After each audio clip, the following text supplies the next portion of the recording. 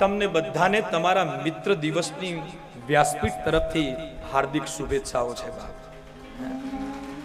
તમારો જે કંઈ પણ મિત્ર હોય એ મિત્ર સદાયને માટે હસતો રહે, સદાયને માટે સુખી રહે, એવા મારા વ્યાસપીઠ ઉપરથી આશીર્વાદ છે.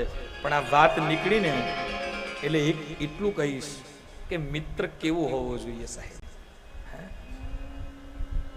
કોઈની સાથે મિત્રતા કરવી હોય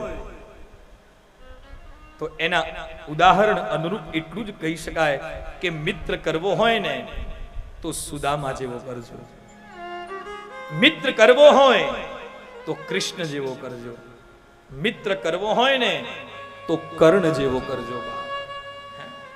આપણા ગુજરાતીમાં છે ને, મિત્ર એવો શોધવો એ ઢાલ સરીખો હોય, દુઃખમાં આગળ રહી અને સુખમાં